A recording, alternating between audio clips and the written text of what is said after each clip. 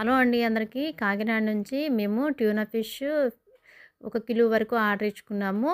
ఈ tuna fish అనేది first time taste చేయటము, వండటం అనేది కూడా భలేగా అంటే భలేగా వచ్చేసిందండి పులుసు అనేది.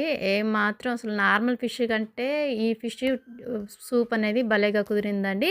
నేను చెప్పిన ప్రాసెస్‌లో మీరు కూడా తప్పకుండా ట్రై చేయండి. కిలోకి 7 పీసెస్ వచ్చాయి. క్లీన్ చేసుకొని వీటన్నిటిని పక్కన పెట్టుకుందాము. పెద్ద నిమ్మకాయ సైజ్ అంత చింతపండు తీసుకొని 2 సార్లు కడిగి వాటర్ పోసుకొని నానబెట్టుకుందామండి.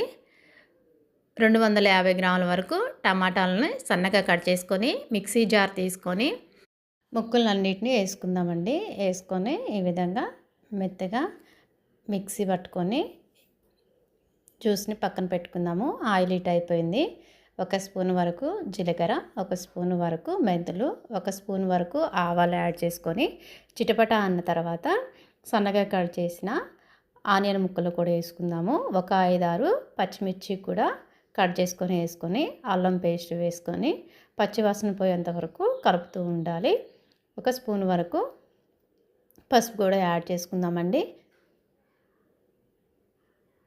మొత్తం ఒకసారి కలుపుకొని దీంట్లో మిక్సీ పట్టిన టమాటో ప్యూరీని కూడా వేసుకొని స్టవ్ అనేది మీడియంలో ఉంచుకుందామండి. సరిపడా ఉప్పు, సరిపడా కారము, స్పైసీని తగ్గట్టు వేసుకోండి, మీకు టేస్ట్ తగ్గట్టు. 3 స్పూన్ల వరకు ఓన్లీ ధనియాల పౌడరేనండి, ఏం కలపలేదు. ధనియాల పౌడర్ 3 స్పూన్లు. ఒక 1/2 స్పూన్ వరకు గరం మసాలా వేసుకొని మొత్తం కలుపుకుందామండి.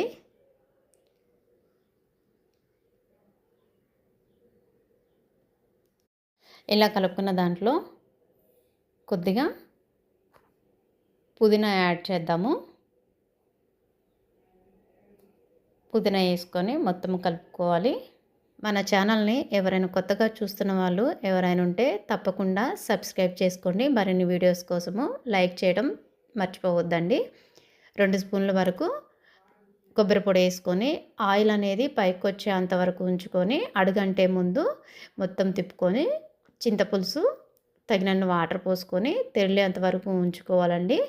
ఉప్పు కారం అనేది చూసుకొని ఒకసారి ఈ చేప ముక్కలను కూడా వేసుకొని మూత పెట్టుకొని తెల్లేంత వరకు ఉంచుకుందామండి. ఈ ట్యూనా ఫిష్ ముక్కలు అనేది కొంచెం గట్టిగానే ఉంటాయి, కొద్దిగా టైం అనేది తీసుకుంటాయండి.